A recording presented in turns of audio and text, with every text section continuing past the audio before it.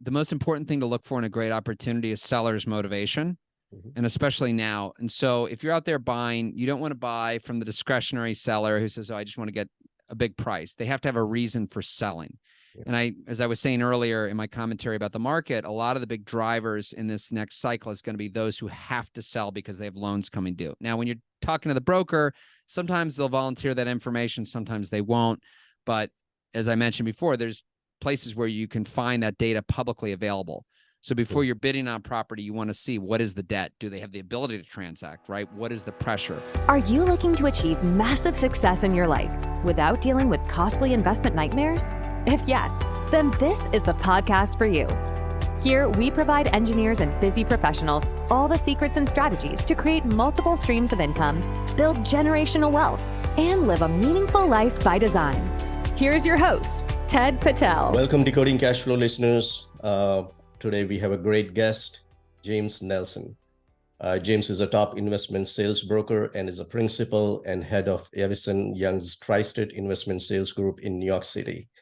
During his 25 years of career, in addition to being a serial real estate investor, James has sold properties and loans totaling over $5 billion.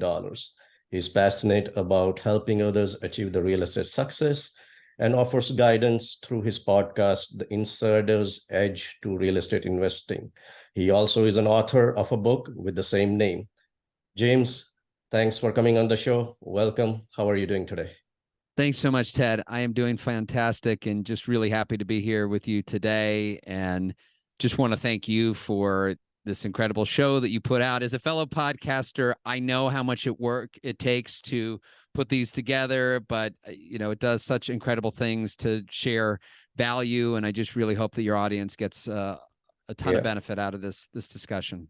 Yeah, it's all about helping others, right? Who wants to seek opportunities in real estate, whatever they can learn through our show, anything that can help them.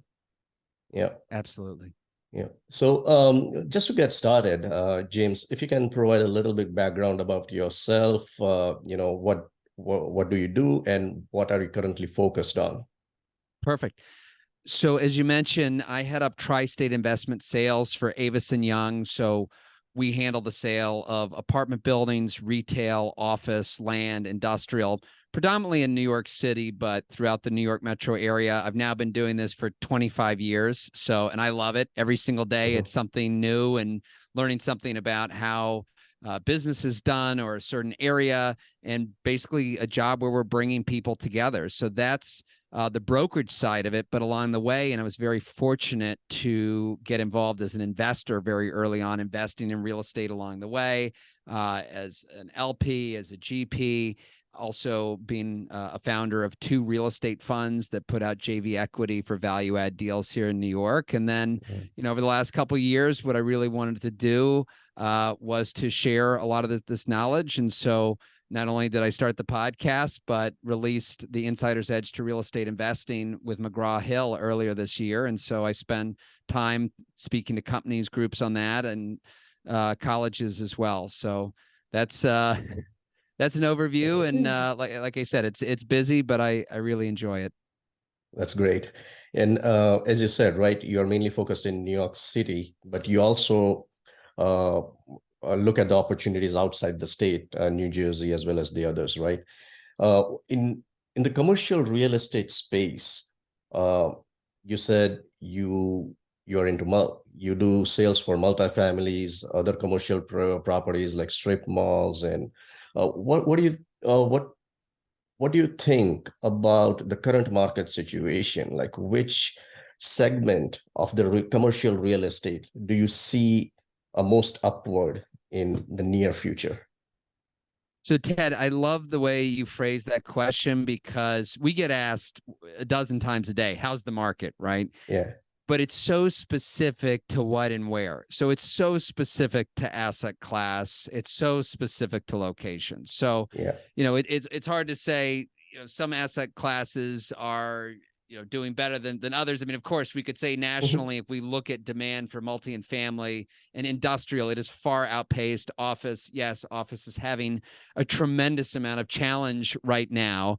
But even with office, you can't just say, oh, all office is bad, right? Yeah. So it's very specific, the type of office that's still performing well. It happens to be really the Class A trophy type office in the best locations. The Class B, C is obviously a lot more challenge as people have changed the way they work and with this new hybrid environment. And so that's why we're also spending a lot of time trying to figure out how to convert office to residential. We could spend a whole hour just talking about that, a lot harder than it might seem. But look, multifamily, again, very specific to what and where. So New York, for example, on one hand, tremendous demand for multifamily. Our rents were up 9% year over year for the fair market product. And that's because there's really been a dearth of new development, new rental housing, and a good portion of our stock is rent regulated and is really kind of frozen into that program. So, yeah, I mean, there's absolutely demand for that. The returns, and I was actually just writing up my monthly blog talking about how pricing has shifted over the last, really since June of last year when rates began going up, and cap rates in New York went up over 100 basis points. So they're now averaging 5.26%. Retail has interestingly gone up almost close to 7%. So, but again, retail, once again, what and where, high street retail has actually filled back up. We've got tourists here in the city. There's demand for it, but everything I think is about buying, the right asset. It's got to be the right story. And so I know we'll get into that discussion as we go further. And while talking about the multifamilies in New York City, right? I come from I'm from New Jersey. All right. So I know like in New York, New Jersey, there are a lot of multifamilies, especially the old ones, right? Where there is a rent control in place. So do you see more opportunity in those kind of buildings also, just to overcome some logistics of the rent control? Yeah, I mean, Ted, I wish I could tell your audience, dive into rent regulation and be the contrarian, but I think it is important when you're an investor to make sure that you have control over your own destiny. And unfortunately, when you are dealing with rent regulation, you're really subject to whatever the local municipality, or in the case of New York, it's really what the state is doing and the guidelines. And we actually just received word this week. We thought that a case against the DHCR, that's the organization that oversees rent regulation in New York, was going to find its way to the Supreme Court, right? And we could spend a whole nother show talking about kind of the pros and cons of rent regulation. And look, we no doubt desperately need affordable housing.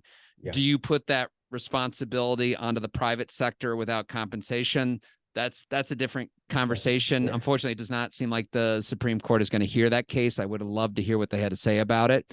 But no, I think if you're going to buy multifamily, which is rent regulated, you need to assume, look, this is the rent that I'm going to receive. And sure, you might get some minimal increase every year, but then you better be compensated going in to make sure you get a proper yield, because what you're then lacking is the ability to improve and raise those rents and get a market. And I also feel like, right, you might be on the same page. It all depends on the operator, how tight they operate, how tight they do the contract on these kind of buildings, right? So that they cannot sublease or get their family members instead of them without your authority. So Ted, a big part in my book and what I start off explaining is this is a business about the people, right? And it's about the specialists. So if you were to say you want to go buy multifamily in New York or New Jersey, okay, first of all, you need a transactional real estate attorney who sells multifamily, right? Who is used to doing that. And then you probably need a landlord-tenant attorney that understands how to structure these leases, because they're very complicated. So you're going to need someone who can help you do that diligence to understand, because you're right. If these leases are not written in a certain way, and if tenants abuse that, you need to make sure that you have recourse and the ability. So yeah, I mean, it can, there are things to watch out for in that regard. So you have to certainly know the rules. Yeah. And the good operator, they'll always make money regardless of which area they are in. They have the, everything standardized, and they'll follow the same course of action. And they're going to make money regardless. Yeah. Well, I think the really professional operators have learned that once you scale, there's economies that you get. And so for those of your listeners who are starting off with their first investment, they might look to get third-party management, which is not a bad idea, because if you don't understand how to run a property and you don't have those vendor contacts, that manager can bring those to the table. But once you get to a certain scale, we see that most of the professional multifamily investors self-manage, and they have those relationships. And to your point, they're really able to tighten expenses and kind of share those across their portfolio. That's right. All right. Let's switch the gears a little bit and now maybe talk about, how you can source a good deal and what are the things that you need to look into for a good opportunity. Perfect. Yeah. So again, I've been a broker for 25 years. And so I've been on both sides of the equation, probably more so as the broker and talking to investors. And what I would say is, first of all, commercial is obviously very different in residential. So for your listeners who've gone out and bought a home, you typically work with one broker, right? They represent you as the buyer. They take you out, they show you a bunch of homes that they're finding on the multiple listing service, and they are represented by the seller is represented by another broker. So as you know, Ted, commercial is very different. And I believe that probably only about 2/3 of the product that's on the market is actually out there. A lot of it is quiet and off market. And obviously it varies where you're looking. But it's all the more reason that you need to cultivate relationships with multiple brokers, because sure, I mean, you can work with a broker who will show you their listings. Maybe they show you some other brokers' listings, but they're obviously not going to have access to other brokers' off-market listings. So I think it is important to cultivate those relationships, because whether or not on or off market, the majority of the time, a broker is involved in the transaction. I mean, that's their job. Certainly, I've dealt with, and I've had on my show, several successful investors who go out and prospect and find their own sellers. And sure, can you do letter writing campaigns, postcards, knocking on doors, whatever. But then, that becomes a job unto itself. I think the benefit of the broker is they are in it every day, speaking to owners. They know when someone's ready to sell. They know when something's a great opportunity. And so as the investor, I think it's better to work with that broker who has their ear to the ground. They're able to find those opportunities. Then you can really focus on operating your business and the property and making sure that you are able to add as much value. So broker relationships are very important, Ted. And what I have found is the most successful investors are not the ones who are just sitting around waiting for that call from their broker. Quite the opposite. They're calling me, maybe not every week, but they're checking in with me at least once a month. Hey, James, how's it going? Are you seeing anything else new out there? What's in the pipeline? Some of them even say, let's sit down, let's grab a cup of coffee. And inevitably, when we sit down and start talking, there's always a couple things that, we start discussing that aren't online and aren't out there. So I think, you do want to cultivate those relationships. I also like to say, when it comes to relationships, always make them a two-way street. Don't just, be sitting back saying, hey, what can my broker bring me? Think about it. Maybe you did hear about something off market or a good deal and it wasn't for you, but you share it with the broker. And so you're showing that you're also trying to help them. So that's, Ted, what I would say as far as broker relationships. And that will handle a lot of the sourcing. But clearly also going to CoStar, LoopNet, Crexi, there are great resources out there where you can take a look. I also like just foot canvassing. I like when you like a neighborhood, going out there, looking even for sale signs. If you're looking for commercial, maybe it's a space that's for lease. Maybe you have a tenant in hand and maybe you want to try to approach that leasing broker and see if they'll sell. So I think there's a lot of different ways to source, certainly, and I know a lot of your audience is in the tech space. I think there's tremendous resources out there with data analytics using predictive to find not only, sellers of properties and looking for characteristics of properties, whether it's debt coming due or a whole other variety of data points that could inform someone's looking to sell. Yeah. And in addition to what you said, right, I would also like to say, always, if you get any deal from the broker, always give a feedback, right? If it fits your criteria, doesn't fit your criteria, just provide a feedback, what exactly you're looking for and how does this deal not fit your criteria. It will give a more opportunity for the broker to look into the specifics that you intend to purchase or, invest in. It's great advice. Yeah, because if you never hear back from the buyer, again, you're on to something else, but instead you can show them that you really took the opportunity seriously. But if there is something else that you're looking for, you can tell them, and to your point, hopefully find another opportunity. Absolutely. And talking about the broker relationship, right? If any new investor approaches you for the first time, what are the things that you will look into the new investor before putting them on your priority list?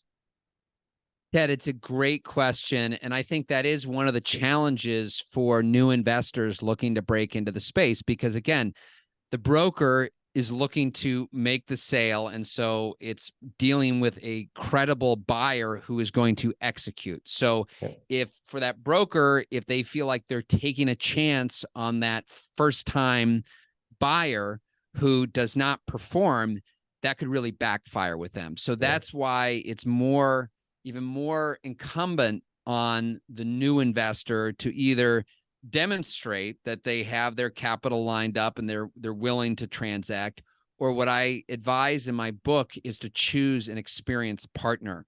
And even for the first couple deals, if you have to give up half of the upside to a partner, it's much better to leverage that partner's track record. So you could say, you call the broker and you say, look, I'm looking to build out a portfolio. I'm looking to get really active in the neighborhood. And just so you know, I've partnered up with this experienced operator. He or she is letting me run with this and find the opportunities. But I'm sure if you look them up, you'll see that they are experienced and capable. And so there's no issues with our closing the transaction. Absolutely love it. The point that you made, if you don't have experience, regardless of any field, right? Multifamilies or any other real estate investment niche, partner with someone who has an experience. I always tell that to my listeners. Leverage their experience. They might have gone through many cycles. They exactly know how to run the business, and you can learn from them. After one or two cycles, you'll be pro, and then you can do the deal by yourself. Mm-hmm. That's absolutely right. All right, and as you see, right, the current market situation, the interest rate right now, it's at like 16-year high.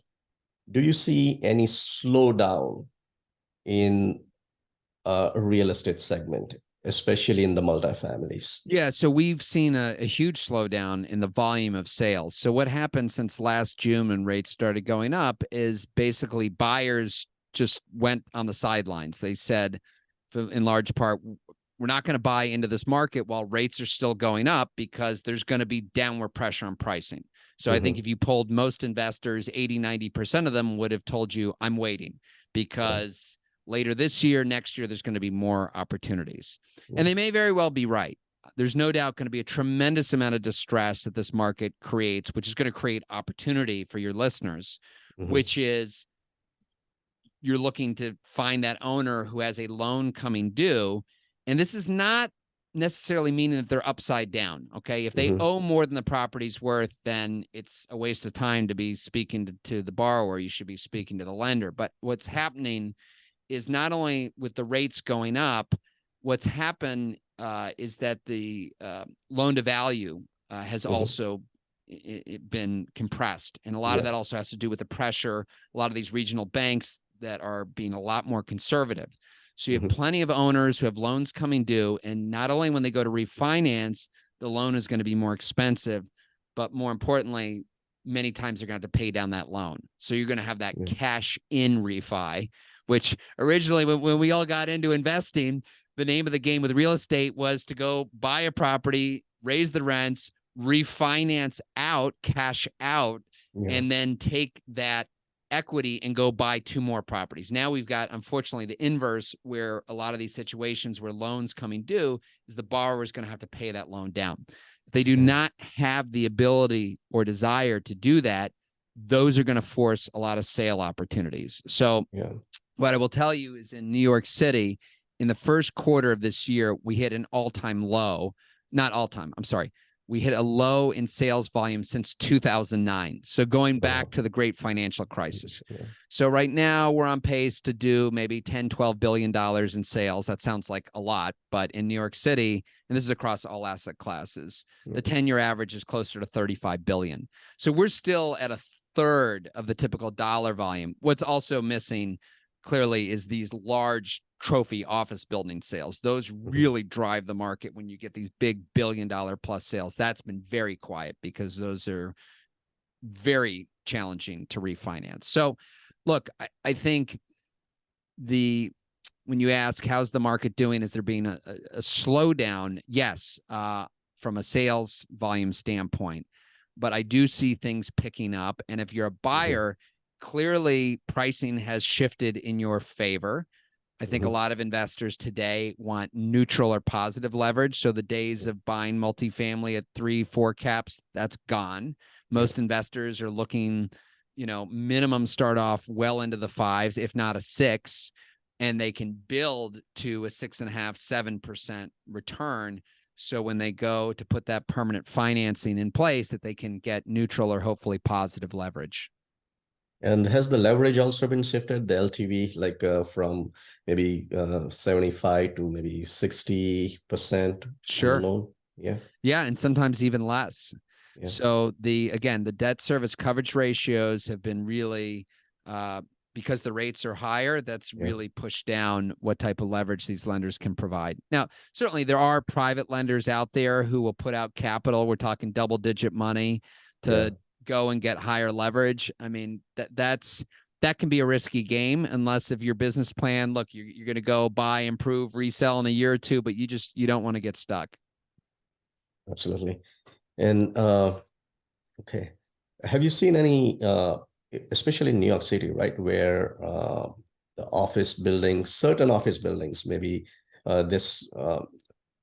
they don't have the full occupancy? Have you seen like builders trying to convert the office space to multifamilies or any? So right now in New York, the availability rate is 20%. There's 100 million square feet of available office space in New York. I know that sounds wild to consider. The historical average is 10%. That's considered a equilibrium. So we've got 100 million square feet. A lot of it's in Class B, C.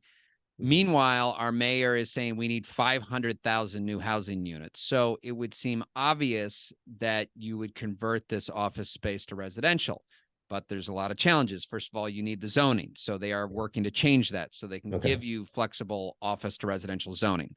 The question then becomes, okay, to do that, are they going to require you to put a certain amount of affordability? If they do, does it even make sense to do that? The other, I think, bigger issue is really the floor plates. A lot of these office buildings are built deep. They don't have the light and air.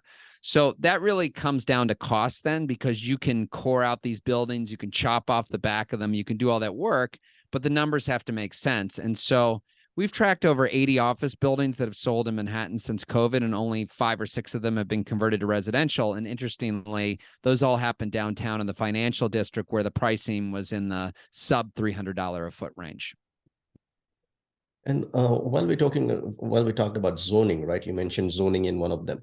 What is the best play or resource to check out the new zoning laws for a particular area? It might be different, right? There might be different websites. So just directly to one thing that Mayor Bloomberg did, which was really great, was he gave open source data. So again, I know a lot of your listeners are programmers, they might like this. And so what you had was a lot of services that plugged into that data. So whether it was Property Shark, Reonomy, and they'll go in there and they will give you the zoning. They'll tell you the implications.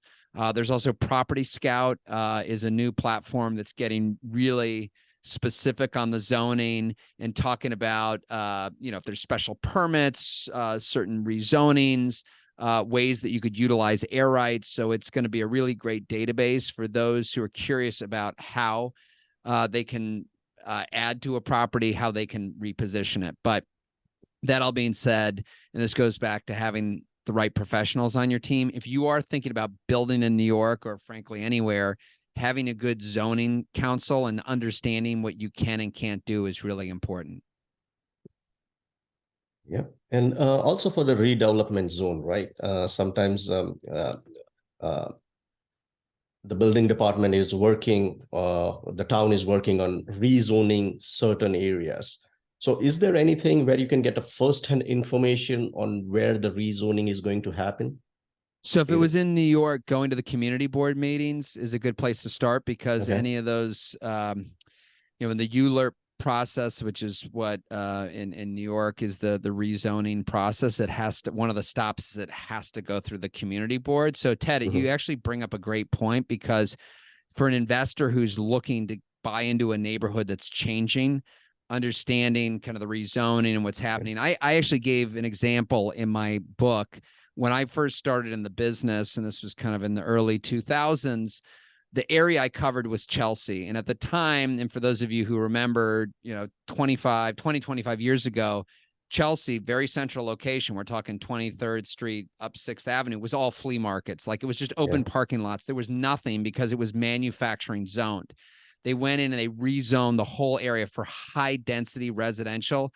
Ted, within a couple of years, all of 6th Avenue, 25, 30, 40-story buildings. And your listeners might say, well, I'm not going to go build a 20, 30-story building. Well, what do you think happened to those owners who own on the side streets? And what do you think if you had retail? So I really like the idea of getting ahead of the curve. And one of my favorite quotes is the Wayne Gretzky skate where the puck is going. I think understanding what are areas that are going to get rezoned. I think the other thing is looking for transportation infrastructure. So I'll give you another one. Right now in the Bronx, they're going to open up 4 subway stations. And when that happens, these are areas that used to be 2 fare rides where you had to take a bus and then a train to get into Midtown, and you're going to cut that commute in half. I mean, what do you think that's going to do to residential and commercial values once those subway lines open up? Yeah. It's always good to have a first-hand information, before your competition has them. Yes. Yeah. All right. So, James, can you give our listeners any examples where you encountered a bad deal, which turned out with the work that you did, it turned out to be great at the end? Well, I will tell you, one of the first investments that I ever made was as a broker. I had met someone through NYU, and this developer, Matt Blesso, called me up and said, James, I've tied up this property in the Village, this old rundown mixed-use building, restaurant with apartments above. I don't even think the restaurant was paying rent. And he said, James, I think I tied this up at a really great price. Do you think you can go flip the contract? He wanted me to go sell the contract. So it was very clear to me that he got a great price on it. So within a couple of weeks, I made calls, and I had a buyer who was ready to pay him $500,000 more for the contract. So for me, as the kind of young broker getting started out, I said, oh, great, I got a commission. And he says, James, I'm sorry, but this is a really great deal, and I think I'm going to just buy it myself. So as a broker, that was disappointing. And I've got plenty of disappointing stories where, as a broker, I thought I had a deal and the contract was out. I mean, if I had a commission for every contract that I sent out, I probably would have retired 10 years ago. But the silver lining, Ted, was that I asked Matt, I said, well, look, obviously you got a great deal on this. Are you taking investors? And he said, well, yes, I am. And so I actually ended up becoming his first investor ever. And that deal we bought for under $2 million. He ends up doing a condo conversion and ends up selling the residential units above for close to $5 million. And obviously there was cost for him to do that. But by the time we sold the condos, I had already doubled my money, gotten everything back, and we held on to the restaurant. Fast forward a couple of years later, we sold that restaurant condo for over $4 million. So again, over double what we paid for the entire building we got just for the ground floor. We took that, we exchanged it into a multifamily property in Brooklyn, sold the air rights off of that property, and still own that Brooklyn deal. So if you look at, I wish I put a lot more money into that deal, but if you look at that, that is probably the best returning deal ever. And Ted, it teaches your listeners a lot of stories about the value of real estate, because you do have that ability to create value and find that insider's edge where others do not. So that seller obviously just thought he had this rundown building that was a complete headache, but Matt had the vision and said, no, wait, this is an incredible location in the West Village. I can turn this into condos. And then utilizing the 1031 exchange, selling air rights. These are ways that you can really add value. And talking about 1031 exchange, I'll just jump onto what you say. Do you have, is there any way you can, before even you sell your property or put your property for market, if you get a good opportunity from the market to buy a property, is there any way you can take the property, lock it, put it in the trust or something, and then do the 1031 exchange after a while? So Ted, there is a way to do a reverse 1031 exchange. It's a little riskier because that 6-month window. So typically, and for those of your listeners who don't know what a 1031 is, it's the IRS code that allows you to defer your capital gains when you sell investment property. So typically the way it works is you sell your property, and you after you close, you have 45 days to identify up to 3 properties, but you have to close within 6 months. And if you do that, you defer the gains. They don't go away. The same schedule works on the flip side. So you can actually go buy the property first and then sell your property after, but it has to happen in that 6-month window. 6 months window. Yeah. Okay. All right. Now, is there any specific advice that you'd like to give your listener? Any investment or business advice that you'd like to give our listeners? So one of the things I talk about in my book, the most important thing to look for in a great opportunity is seller's motivation, and especially now. And so if you're out there buying, you don't want to buy from the discretionary seller who says, oh, I just want to get a big price. They have to have a reason for selling. And as I was saying earlier in my commentary about the market, a lot of the big drivers in this next cycle is going to be those who have to sell because they have loans coming due. Now, when you're talking to the broker, sometimes they'll volunteer that information, sometimes they won't. But as I mentioned before, there's places where you can find that data publicly available. So before you're bidding on property, you want to see, what is the debt? Do they have the ability to transact, right? What is the pressure? Or is it an estate sale? And I'm not saying that all estate sales are necessarily great deals, but look, they're motivated, and most estates need to transact. So I think that's really important when you're out there looking. Ask that question, why is the seller selling? Yeah. Is he really motivated to sell? And within how much time frame? What's the time frame he needs to get out of the property? Yeah. Correct. Yeah. All right, James, let's switch on to the final round of questions. Are we ready? Great. All right. Which is the one book that you'll recommend to our listeners, which had a major impact in your business or your life? I know you have your own book right here. I have it with me too. In addition to that. So I think I'll go to my bookshelf here, but I mean, I think for business and life, the Dale Carnegie, How to Win Friends and Influence People. I mean, there's so many messages in here, but I think if you don't fundamentally know how to deal with people and to be successful in business, and again, I think what Dale really does very well, and it's interesting because now Chris Voss, and former FBI hostage negotiator, he talks about the same thing as well, is really understanding that person on the other side of the table and understand what are they looking for and how to get that person to see your way of thinking. So I think that's really important as you go out, do business, just in your daily life. It's been certainly instrumental for me. Yeah. And especially for the people who are looking forward to build new relationships, this whole business is about relationship, right? Yes. So this is the book that can help the most. Yes. Yeah. And so the next question is, what are your main source of information to learn and grow? It can be online, maybe, Yeah, no, it's a you great know. question. And I'm a big consumer of podcasts, and it's great that you have this show. It's really an incredible resource because you can have a much more in-depth conversation. So yes, I read all the trade publications, certainly see what people are posting on social media, but to get really a deeper understanding, I've Mhm. not only am I do I have my own podcast, but I'm also a big listener as well. Yeah, that's one of the main source, right? You have experienced investor talking about certain niche. They talk about what they see in the upcoming market. So it's good to listen to a few good podcasts. Maybe make it a habit of listening at least to one or two podcasts every day. Yes. Yeah. All right. I know we already talked about it, but I'll still ask the question. What is the situation that you overcame with a strong mindset and turned out to be a great deal? You Yeah, already so gave I an example of your friend buying the store. Uh, yes, yeah, yes. so yeah.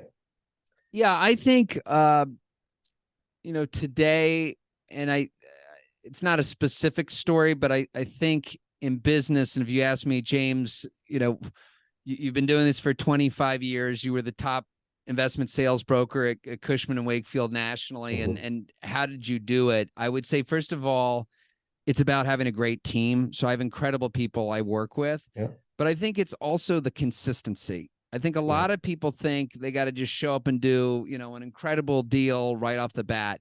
It's just yeah, showing up every single day, right? Whether the yeah. market's great or not so great. And so, at this point, doing this 25 years, I've gone through a couple cycles, and there was times like back in 2009 or certainly in 2020 after COVID, where it's like, okay, what I just kept reaching out to people and nothing was happening, right? Mm, But a lot of people just said, you know what, I'm going to just, I'm going to just check out for a couple months. And so I think the consistency of just showing up every single day is the yeah, way that you're going to find great opportunities. Don't try to time the market and say, I'm going to wait for a year or two and there's going to be more distress.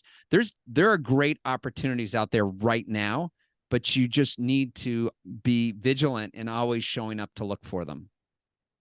yeah, that's absolutely right. And the thing is, I always talk about, there are certain people who are interested in doing something, and then certain who are committed to doing something. So you Yes. have to be committed, just not interested. So that you need to have a fire in your belly to make things happen. And you have to grind along with, it's not a get rich quick game. No. Yeah. All right. That was great. Um, what what is the way you like to give back to the world? Yeah, thank you for asking that. I've been a board member now for close to 20 years for Spark Youth, New York. And so what we do is we're a funding organization for local charities that benefit at-risk kids. And so what I've really enjoyed doing is that we look for organizations that are under 10 years in existence. They have budgets of under $1.5 million, and they're at a critical time in their growth. So when we can come in and fund them for 3 years, they have that confidence to grow their organization. So, I've been a part of it for a while now, and I've seen they come in and they cycle with us every 3 years. And so we've seen a lot of these organizations go on to do incredible things. So it's been a great way to give back to the city where I work. Love it, man. All right. Final question. How can Decoding Cashflow listeners get in touch with you? Wonderful. So I built jamesnelson.com for the investors. So you're not going to go there and see, how great am I, number one sales broker. You land on the page and it tells you how can I help you gain the insider's edge to real estate investing. So if you go there, you can sign up for the mailing list. I have a monthly column and I'll share the articles. I'm a contributing editor contributor to Forbes as well as Real Estate Weekly. So you'll see some of those articles. You can order my book through there from Amazon. You can find out about my podcast show notes. And then lastly, on social media, James Nelson NYC, whether on LinkedIn, Instagram, or Twitter. All right, great. All right, James, it was a pleasure talking to you. I hope my listeners had a great insight and got a few golden nuggets from here. Thanks, Ted. Thanks This for was a joining. lot of fun. No, I really appreciate it. It was a great conversation.